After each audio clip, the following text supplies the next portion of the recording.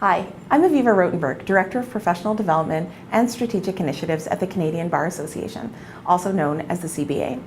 I'm also a Canadian lawyer, and I've been here at the CBA for the past 12 years, and I'm happy to share some of my experience with you today.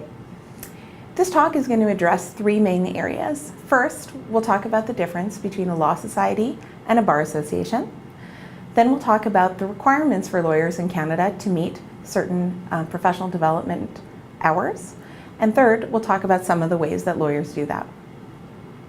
So to begin, the difference between the Law Society and the Bar Association. The first thing to know is that in Canada, these organizations are completely separate. That is not the case in most parts of the United States, which can lead to some confusion. In Canada, the Bar Association and the Law Society are not in any way connected, but some of the objectives that both organizations look at do overlap, and that can also lead to some confusion. So we'll talk first about the role of the Law Society. The Law Society is the regulating body, and it's responsible for governing the legal profession in the public interest. So it does this by ensuring that lawyers are both ethical and competent. The Law Society also has the power to discipline lawyers that are not meeting those standards. It also sets standards for admission into the practice. So they are the body that takes someone from being a law student to being a lawyer. Anyone who wants to be called a lawyer in Canada needs to register with the Law Society. They need to pay fees, they need to complete the appropriate paperwork, and they need to meet their professional development hours, which is something that we were going to talk a little bit more about today. The CBA, on the other hand, is a voluntary association. So for the most part, membership is completely optional. We do have one province in Canada that requires membership in the CBA for all lawyers, but that is not the case across the country. The CBA's role is really to be an advocate in protecting the independence of the bar and the judiciary. The CBA also plays an important role in supporting lawyers to be ethical and competent.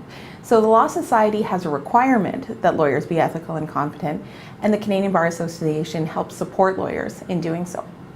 One of the ways that we accomplish that is through the CBA's professional development program, and we're going to talk a little bit more about that now.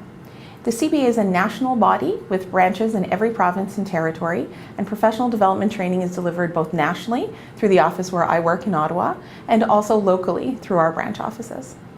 So let's talk about what the professional development requirements are in Canada. Prior to 2009, there were no mandatory requirements for lawyers to undergo professional development training in Canada. And that's unusual because law was one of the only regulated professions that did not have a standard like that. So engineers, nurses, doctors, accountants, all of those professions had a required amount of hours, but lawyers didn't. In 2009, mandatory requirements were introduced through the law societies in the provinces, and that was not done uniformly. So it started in one province, and then other provinces introduced their mandatory requirements as the time went on. And at the beginning, the requirements were not the same across the country, but over time they have harmonized what the requirements are, and for the most part, every province and territory has basically the same requirements.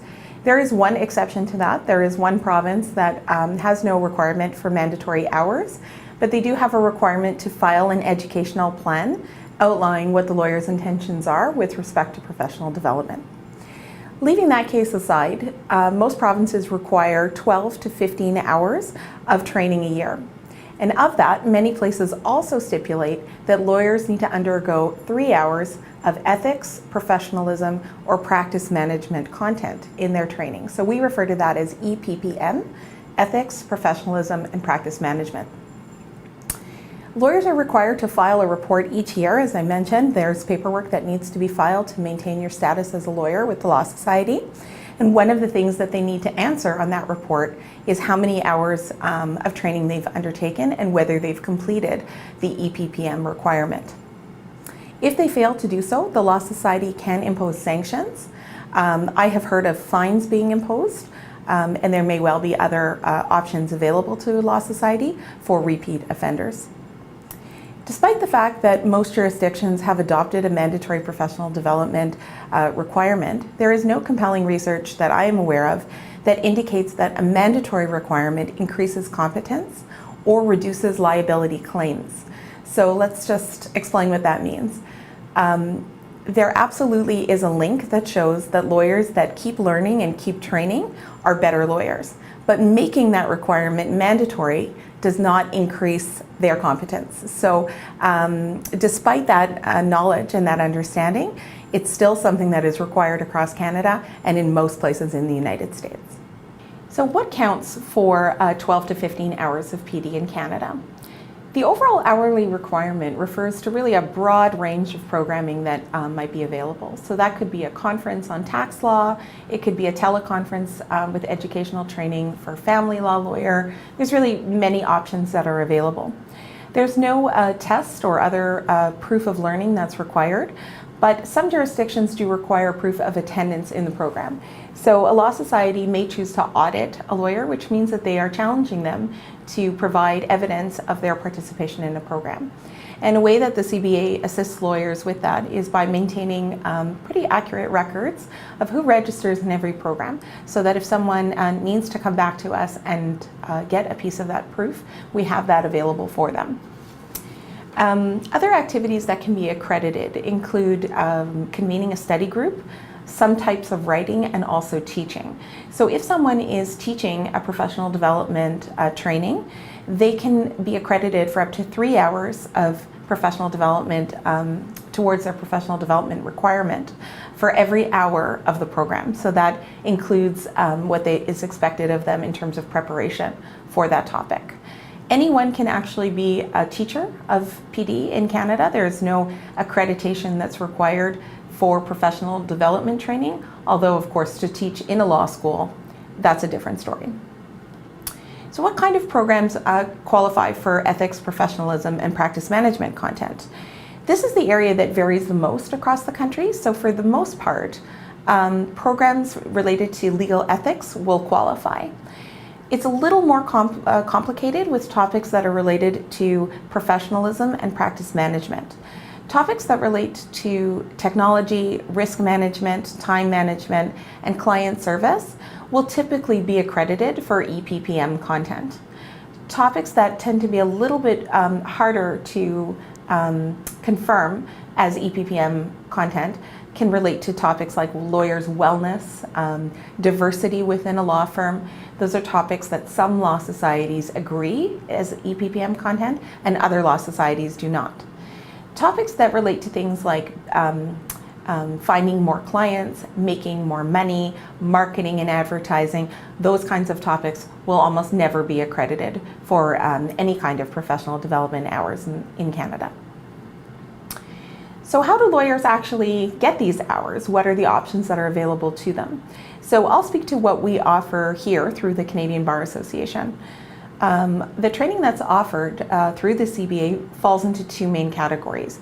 There's in-person training and there's online training. The in-person training, it can vary from multi-day conferences to breakfast seminars to keynote addresses. Any kind of seminar activity where there is training or advanced education happening for lawyers is something that the CBA may consider as part of its professional development offering. Most of the national events are conferences. They're held at hotels and with audiences anywhere from 60 people right up to 500 people. And most of that content will be accredited for both regular hours and for EPPM content. Most of the conferences relate to substantive areas of law, so they may be family law, again, tax law, bankruptcy law, immigration. But two of our really popular conferences are actually our ethics, our legal ethics conference, and a conference for female lawyers called Leadership for Women Lawyers. So that's a program that's related to skill development for female lawyers, and both of those are also accredited conferences. On the online side, as technology has become more and more prevalent, we have taken on other kinds of training. So one of our most popular programs that we offer is through our online webinar platform. We deliver a lot of practice management training that way. We also deliver substantive legal training through our online platform. But we find that many lawyers look to the CBA to find that EPPM content, and the webinar delivery system is a great way to deliver that. Our offerings are usually 1.5 hours, and we tend to package our programs in 8 program series. So anyone that registers for 8 programs will get 12 hours of accredited content, which is, of course, what they need for the year. So we try and make it easy for our members to find those hours, and that usually includes the EPPM content. One of the great advantages to delivering training online is Canada is a very large country, and to bring speakers together in one room, it represents a lot of time and a lot of expense for the speakers and for the provider of the education. Using a webinar platform, our speakers can be located anywhere across the country, and so can our participants. So we often have programs with one speaker in one side of the country, another speaker on the other side of the country, and an audience from all over, including international participation. So it's really increased access to education by providing really affordable training in a way that's very easy to access and doesn't require a huge time commitment. Technology can also be used to deliver other kinds of professional development, whether it's by teleconference, online training manuals, interactive quizzes and polling. There are so many options that are available. So I just want to thank you for the opportunity to address you today. I hope this information's been helpful to you and wish you the best of luck in your own planning.